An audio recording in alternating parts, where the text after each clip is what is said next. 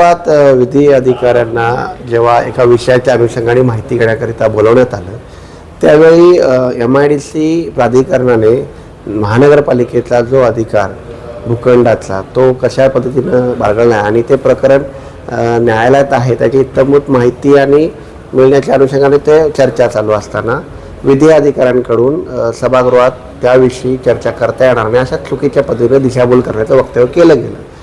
वारंवार त्यांना ह्याविषयी विचारण्यात आल्यानंतर त्यांनी आपल्या मतावर ठाम राहिला आणि सभागृहात चर्चा बंद करावी अशा पद्धतीनं त्यांनी सांगितलं गेलं. परंतु अशा पद्धतीनं सभागृहात चर्चा करू शकत नाही ही सभागृहाची दिशाभूल करण्याचं काम त्यांनी केलेलं असताना याबाबत वारंवार सूचना देऊनसुद्धा मग माननीय आयुक्तांकडून पीठासीन अधिकारी जे आयुक्त चेअरवर होते त्यांच्याकडून खुलासा घेतला तर त्यांच्या माध्यमातून तो खुलासा असा आला की आपण चर्चा करू शकतो सभागृहात निर्णय नाही देऊ शकत आणि त्या अनुषंगाने विधी विभागाच्या अधिकारी जे प्रमुख अधिकारी आहेत अभय जाधवजी त्यांनी एक प्रकारे सभागृहाची दिशाभूल करण्याचा प्रयत्न केला.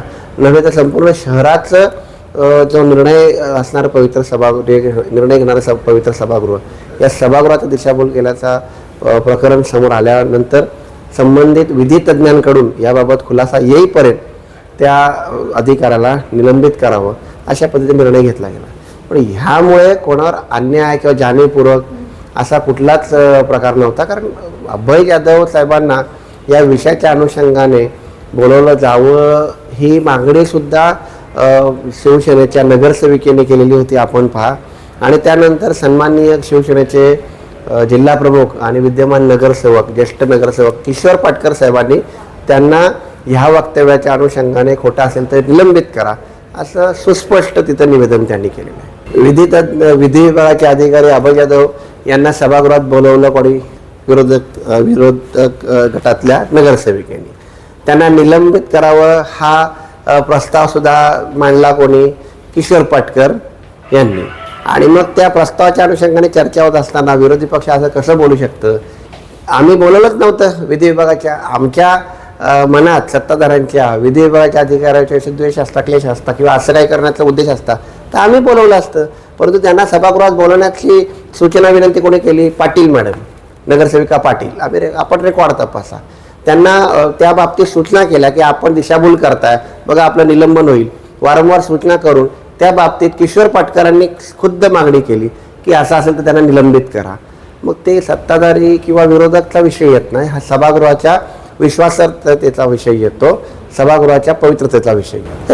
तर विरोधकाचं काम करतायत त्यांच्या मनाप्रमाणे नाही झालं तर ते चुकीचं आणि मनाप्रमाणे झालं तर चांगलं असं नाही होऊ शकत.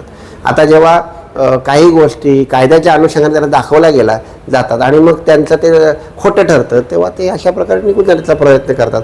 आम्ही कायद्याला धरून विधी विभागाच्या अधिकाऱ्याच्या बाबत विधी तज्ज्ञांकडून सल्लामसलत निर्णय येईपर्यंत त्यांना निलंबित करा अशा प्रकारे मागणी केलेली आहे आणि अशा प्रकारे तो निर्णय घेतलेला आहे.